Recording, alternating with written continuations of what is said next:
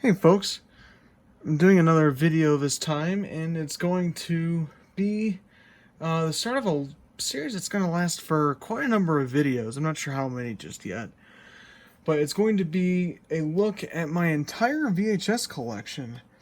And for the first several videos, it's going to be focused on North American releases that come in slipcases, and then I'll follow it up with kind of larger clamshell cases, as well as probably some smaller ones, and then I'll dive into some more foreign releases, but at least ones that I haven't done at least a full collection of just yet. So for this first video, I'm going to focus on numbers and then the letter A, and the next video will be ones featuring the letter B and maybe C in the same video. We'll see how that turns out, and you get the point. It's going to follow alphabetically until we reach the end, and then we'll go on to the next subject. So without further ado, let's get going. First one I have here is The 25th Hour with Edward Norton.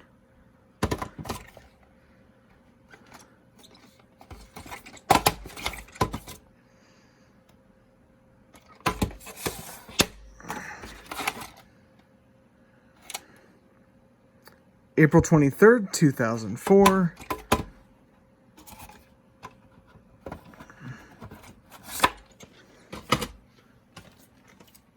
Yeah, this is a pretty cool one, and one that actually sells for quite a bit of money on eBay. The 40-Year-Old Virgin.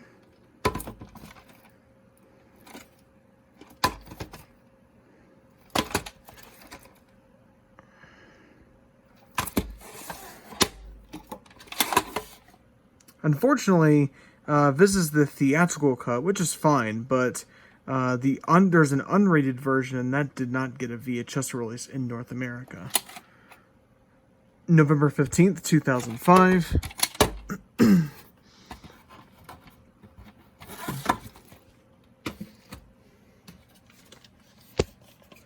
We have 48 Hours.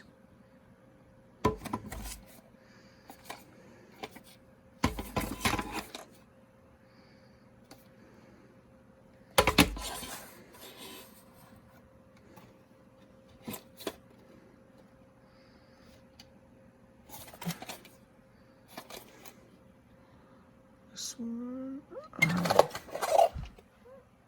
not sure. I don't see any manufacturer info on this one.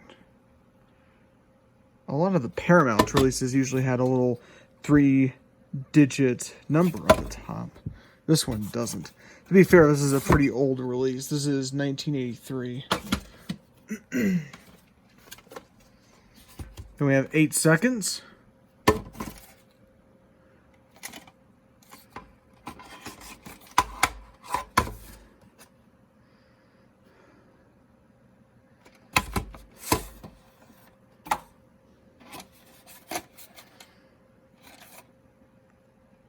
January 15th, 2003.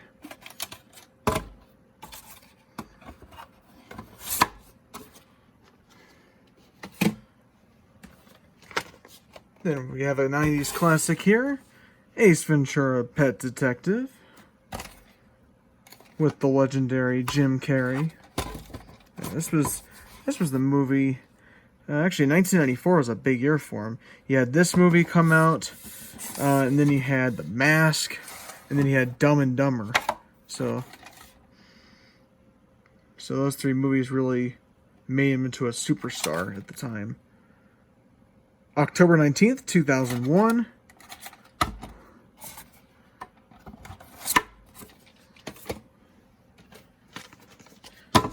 The African Queen.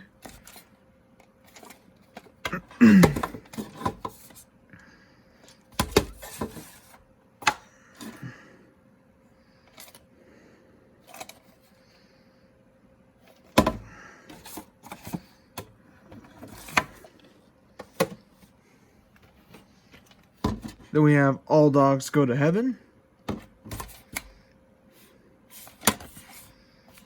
probably one of Don Bluth's last good movies for a while. He kind of went in a slump in the early 90s before he kind of made a comeback in the late 90s with Anastasia. Let's see. This one, I can't determine if there's a print date on here. There's a bunch of printings, but no print date.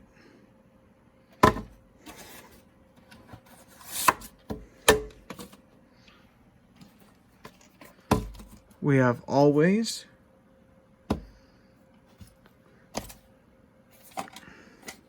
What's really interesting about this VHS is it mentions letterbox edition on the front. This was actually at the request of Steven Spielberg.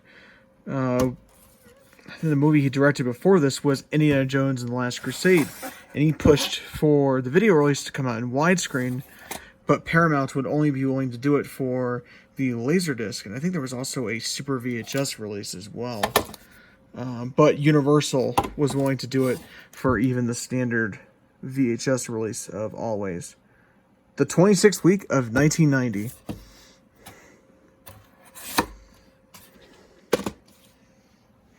Alright. This is a pretty cool release here. Great movie, but also this is a pretty old release of the film. American Graffiti. Under the MCA video cassette label.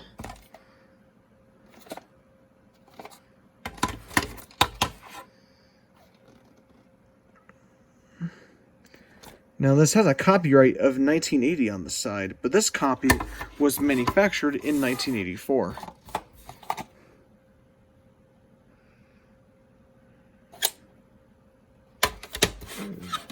Label's coming off, but pretty convenient in this case, actually. Come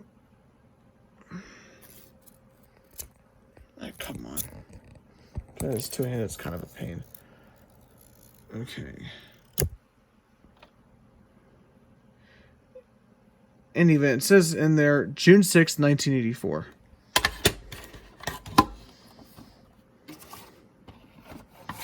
But it plays pretty much the same as a 1980 copy. Although I'm not sure if the original 1980 release was in mono or not, or if it was recorded in Dolby Stereo like this copy is. We have the American President.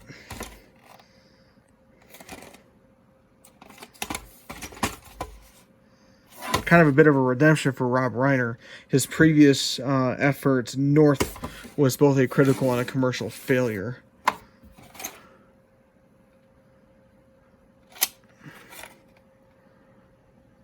August 18th, 1996.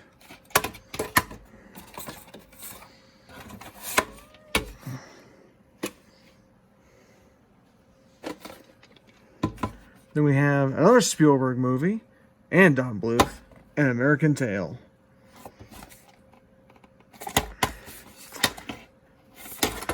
Animation as a medium was in a slump period during much of the 80s. But this film actually made animation viable again for movies.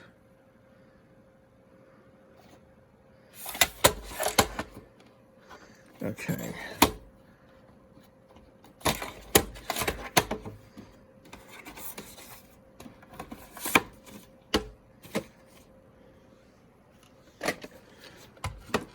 Then we have the sequel, which generally is not considered to be nearly as good as the predecessor. And I think a reason for that is Don Bluth did not return to direct it, although Steven Spielberg still produced it.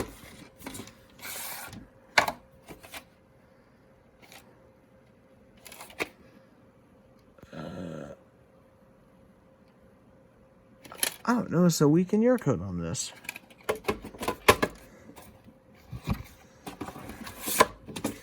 There's also no barcode on the back. So, I believe this was a not for resale. I think it came from McDonald's, I believe. I think they had a tie-in with Jurassic Park when it was coming out. And I think that was one of the titles they offered. You bought one, you'd get, I think, like $2 or $3 off of Jurassic Park. And you get And Justice for All. Classic Al Pacino movie.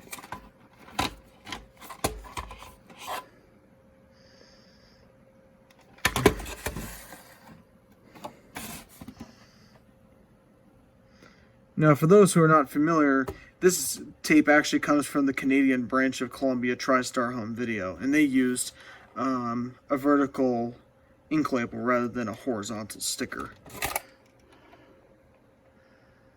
And there is some printings here, but they're really hard to read.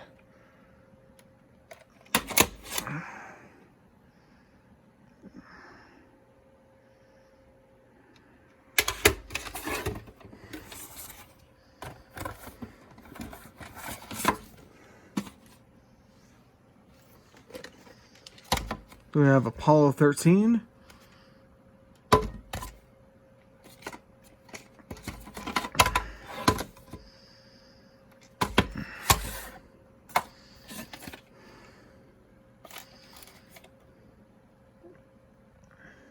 October 25th, 1995.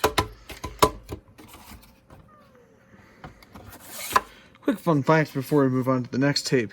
This was actually the very first movie to be released in IMAX as part of IMAX's DMR remastering process. Now, it's not the first Hollywood film to be released in IMAX, but it was the first movie to go through their remastering process. Before, Disney released a couple of their animated films in the format, and they did all that work themselves, rather than having IMAX do it for them. Okay, the next tape I have here is Are We There Yet? Essentially, it's Ice Cube in a family comedy. Critics weren't too pleased with the film at the time, but it did alright at the box office.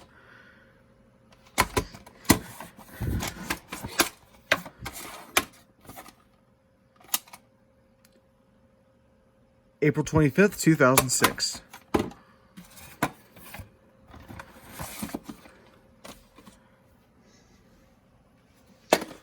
And we have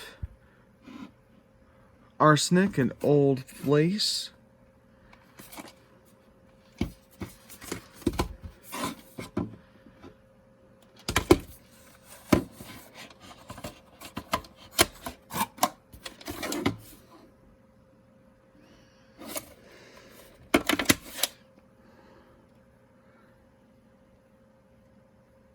October 31st, 1990.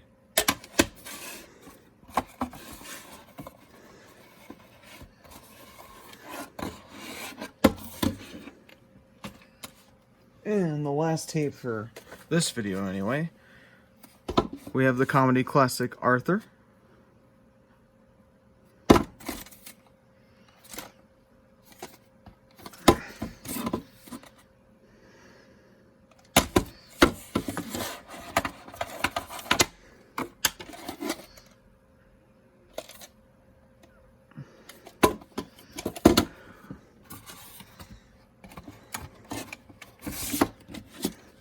Okay, that will do it for this first video.